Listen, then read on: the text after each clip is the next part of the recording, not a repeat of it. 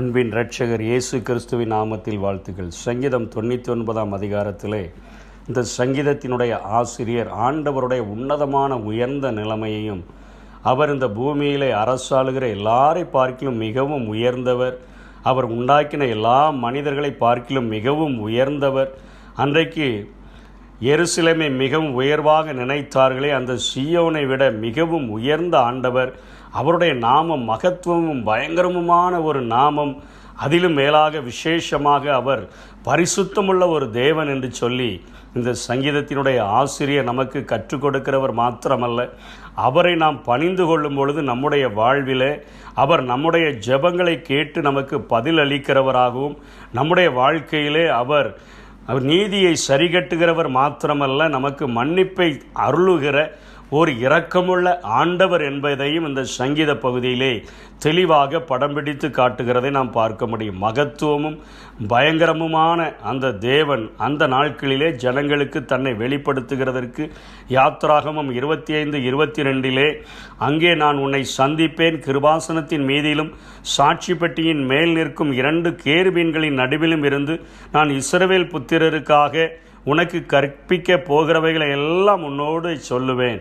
அந்த நாட்களிலே மகா பரிசுத்த ஸ்தலத்திலே மகா பிரதான ஆசாரியன் மாத்திரம் அங்கே ஆண்டவரை சந்திக்க முடியும். ஆண்டவர் ஜனங்களுக்கு சொல்லுகிற கட்டளைகளை கேட்க முடியும். எல்லா ஜனங்களும் அவரை சந்திக்க முடியாத சூழ்நிலையில் இருந்ததை நாம் பார்க்கிறோம். மகத்துவமும் பயங்கரமுமான நாமம் என்று சொல்லப்படுகிறதே, அவருடைய நாமம், இதை எதற்காக இந்த ஆசிரியர் இங்கே எழுதுகிறார் என்று சொன்னால், மனிதர்கள் அநேக நேரங்களில் தங்களுடைய பலனை குறித்து, அநேக நேரங்களிலே தங்களுடைய நியாயத்தை குறித்து, தங்களுடைய தூய்மையை குறித்து, தங்களுடைய சன்மார்க்கமான வாழ்க்கையை குறித்து, எல்லாவற்றை குறித்து அவர்கள் மேன்மை பாராட்டுகிறார்களே, அவர்கள் எல்லாருடைய காரியங்களை பார்க்கலும் ஏணி வைத்தாலும் கூட எட்ட முடியாத சில சிருஷ்டிகளை விட மேலாக உயர்ந்து நிற்கிற ஒரு மிகப்பெரிய பரிசுத்தமுள்ள ஒரு ஆண்டவர் என்பதை இங்கே இந்த ஆசிரியர் நமக்கு காண்பித்து கொடுக்கிறார். 3 வசனங்களிலே அவருடைய நாமம் பரிசுத்தம் உள்ளது. அவருடைய 5ஆம் வசனத்திலே பாதபடியிலே பணியுங்கள், அவர் பரிசுத்தம் உள்ளவர், நம்முடைய தேவனாய கர்த்தர் பரிசுத்தம் உள்ளவர். வசனம் 9 3 இடங்களிலே அவர் பரிசுத்தம் உள்ளவர் என்று சொல்லிக் கொடுக்கிறார். அவருடைய நாமத்தை நாம் வேதத்தில் ஆராய்ந்து பார்க்கும்போது தாவீது அவரோடு கூட நெருங்கி பழகினபடினாலே சங்கீதம் 139 அழகாக சொல்லுகிறார், உமது ஆவிக்கு மறைவாக நான் எங்கே போவேன்? நான் வானத்துக்கு ஏறினா கூட நீங்கள் அங்கே இருக்கிறீங்க, பாதாளத்தில் படுக்க போட்டால் கூட நீங்கள் அங்கேயும் இருக்கிறீங்க, நம்முடைய அங்கே சமுத்திரத்தின் கடையாந்திரங்களில் போய் தங்கினாலும் அங்கேயும் அது கை என்னை நடத்தும், அது வலதுகரம் என்னை பிடிக்கிறது என்று சொல்லுகிறார். சர்வ வியாபி, எல்லா இடத்திலும் நிறைந்திருக்கிற ஆண்டவர். ஒரே நேரத்தில் இந்த உலகம் முழுவதிலும் கிரியை செய்ய முடிகிற அளவிற்கு நீர் சர்வ வியாபி என்பதை சொல்லுகிறார். அங்கே முதல் வசனத்திலே 139 சங்கீதம் முதல் வசனத்திலே சொல்லுகிறார், கர்த்தர் நீர் என்னை ஆராய்ந்து அறிந்திருக்கிறேன், என் உட்காருதலை, என் எழுந்திருத்தலை, நான் நடக்கிறத எல்லாவற்றையும் அறிந்திருக்கிறேன், நினைவுகளை தூரத்தில் இருந்து அறிகிறேன். எனக்கு மாத்திரமல்ல, உலகத்தில் உள்ள எல்லா மனிதர்களுடைய நினைவுகளையும் தூரத்திலிருந்து அறிகிற சர்வ ஞானியாக, இந்த உலகத்தில் எதையும் செய்ய முடியாது என்று சொல்ல முடியாத அளவிற்கு எல்லாவற்றையும் செய்து முடிக்கிற சர்வ வல்லவராக நீர் காட்சியளிக்கிறீர் என்கிறதை அந்த எல்லா மகத்துவம் பயங்கரமுமான நாமம் என்று சொல்லி இந்த ஆசிரியர் நமக்கு காட்டி கொடுக்கிறார். இயேசு இந்த பூமியிலே வாழும் பொழுது அவர் ஜெபிப்பதற்கு கற்றுக் கொடுத்த ஜெபத்திலே உம்முடைய நாமம் பரிசுத்தப்படுவதாக என்று அங்கே சொல்லிக் கொடுக்கிறதை நாம் பார்க்கிறோம். இவ்வளோ உயர்ந்த ஒரு ஆண்டவர், உன்னத நிலைமையில் இருக்கிற ஒரு ஆண்டவர், எல்லா சிருஷ்டிகளை பார்க்கிலும் உயர்ந்த நிலைமையில் இருக்கிற ஒரு ஆண்டவருடைய குணாதிசயத்தை இந்த ஆசிரியர் காட்டி கொடுக்கிறார். என்ன சொல்கிறார்?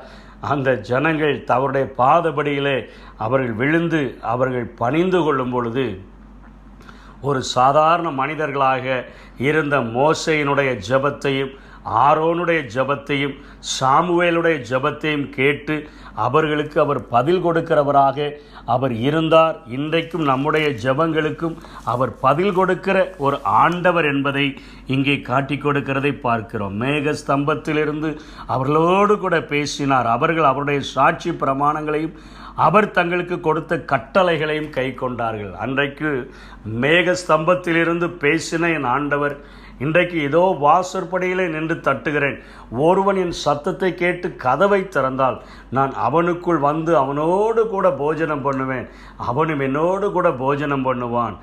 எனக்குள்ளாக நமக்குள்ளாக உள்ளே இருந்து அவர் வாசம் பண்ணி நம்மோடு கூட பேசுவதற்கும் நம்முடைய ஜெபங்களுக்கு பதில் தருகிறதற்கும் உயர்ந்த நிலைமையில் இருக்கக்கூடிய ஒரு ஆண்டவர் என் உள்ளத்தில் வாசம் பண்ண விரும்புகிறார் என்கிற காரியத்தை இங்கே சங்கீதக்காரன் காட்டி கொடுக்கிறதை பார்க்கிறோம். 8ஆம் வசனத்தில் இன்னொரு விசேஷித்த காரியத்தை சொல்லிக் கொடுக்கிறார். எங்கள் தேவனாகிய கர்த்தாவை நீர் அவர்களுக்கு உத்தரவு அருளினீர், நீர் அவர்கள் கிரியைகளின் நிமித்தம் நீதியை சரி கட்டின போதிலும் அவர்களுக்கு மன்னிக்கிற தேவனாயிருந்தேன். தாவீதுடைய வாழ்க்கையில் 2 சம்பவங்களை பார்க்கிறோம். பத்சேபாளிடத்தில் அவன் பாவம் செய்த பொழுது ஒரு நீதி சரி கட்டுதல் நடந்தது. அந்த குழந்தை பாவத்தின் நிமித்தமாக பிறந்த குழந்தை அடிக்கப்பட்டு இறந்து போனது. ஆண்டவர் ஒரு மிகப்பெரிய மன்னிப்பை தாவீதுக்கு அங்கே அருளினதை நாம் பார்க்கிறோம். அதே போல் அவர் ஜனங்களை ஆண்டவருக்கு விருப்பமில்லாமல் யூதர்கள் எவ்வளோ பேர் இருக்கிறார்கள், இஸ்ரவேலர்கள் எவ்வளோ பேர் இருக்கிறார்கள் என்று கணக்கெடுக்க முற்பட்ட பொழுது கொள்ளை நோயை அனுப்பி அநேக ஜனங்கள் 70,000 ஜனங்கள் அழிந்து போகத்தக்கதான ஒரு கொள்ளை நோய் அங்கே அந்த தேசத்திலே வந்த பொழுது தாவீது கதறி அழுத பொழுது ஆண்டவர் ஒரு நீதி சரி கட்டுதலையும் அங்கே ஒரு மன்னிப்பையும் ஆண்டவர் அங்கே அருளினதை பார்க்கிறோம்.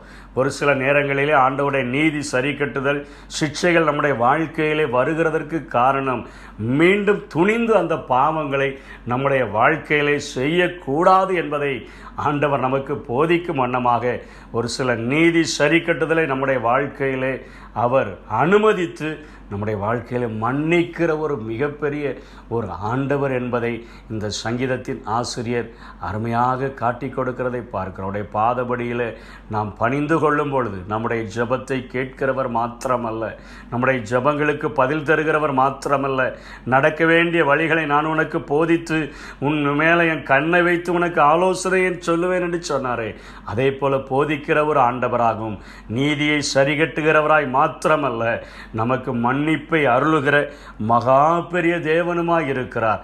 அவருடைய பாதப்படியிலே நாம் அவரை அண்டிக் கொண்டு நாம் வாழ்ந்தோம் என்று சொன்னால் நாம் இந்த உலகத்தில் அவரை போல பரிசுத்தமாய் வாழ முடியும்.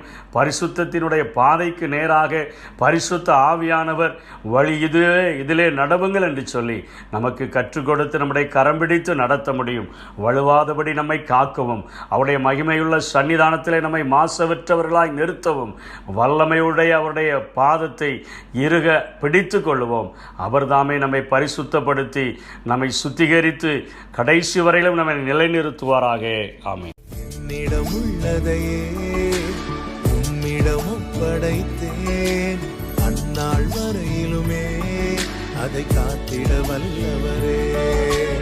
என்னிடம் உள்ளதையே உம்மிடம் ஒப்படைத்தேன், அந்நாள் வரையிலுமே அதை காத்திட வல்லவரே. பிறந்த நாள் முதலாய் தோளில் சுமந்தீரே, தகப்பனிலும் மேலாய் தனி பாசம் வைத்தீரே.